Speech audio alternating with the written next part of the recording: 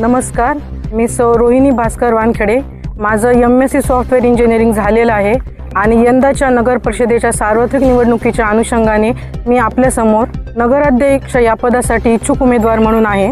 तर आपल्या सर्वांना माहीतच आहे, आपल्या शहराची, हादगाव शहराची आणबाण शान असलेले आणि आपल्या सर्वांचे खऱ्या अर्थाने असलेले किंगमेकर आपले माननीय भास्कर वानखेडे साहेब यांनी जो आत्तापर्यंत आपल्या हादगाव शहराचा सर्वांगीण विकास केलेला आहे, तो कुठल्याही कामात असू द्या, आपल्या सर्वांना सांगण्याची वेगळी गरज नाही। आपल्या हादगाव शहरामध्ये शादीखाना असू दे किंवा नगरपालिकेची इमारत असू दे, वेगवेगळ्या प्रकारचे रस्ते, नाल्यांची कामे, उत्कृष्ट पद्धत सगळे कामे आपल्या वानखेडे साहेबांनी केलेली आहेत आणि त्यांच्या मार्गदर्शनाखालीच आता सध्या भास्करदादा पण गेल्या 2 वर्षापासून हादगाव शहराचा विकास कसा होईल याच्याकडे त्यांनी भरपूर लक्ष दिलेलं आहे।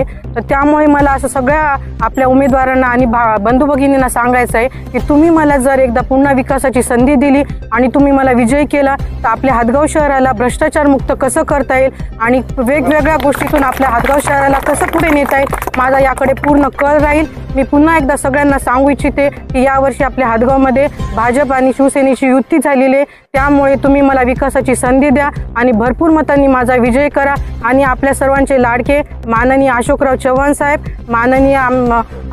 माननीय बाबूराव कदम कोळीकर साहेब आणि माननीय आमचे सुभाषरावजी वानखेडे साहेब यांचे हात बळकट करा आणि आमचा विजय करा। जय हिंद, जय महाराष्ट्र। हादगाव नगरपालिका या निवडणुकीमध्ये शिवसेना भारतीय जनता पार्टीची युती आहे। शिवसेना भारतीय जनता पार्टी उमेदवाराच्या वतीनं सर्व कार्यकर्ते आम्ही आज प्रचाराचा शुभारंभ या ठिकाणी केला आहे। आज प्रचार नारळ आमचं फुटलेलं आहे आणि आजपासून आम्ही जोरामध्ये कामाला लागणार आणि ह्या नगरपालिकेवर शिवसेना भारतीय जनता पार्टीचा झेंडा आम्ही फडकवणार। नगर परिषदेच्या प्रचाराचं नारळ पुण्यात आलं, कशी लढत असणार आहे, पुन्हा संघ आपली टक्कर असणार आहे? शिवसेना भारतीय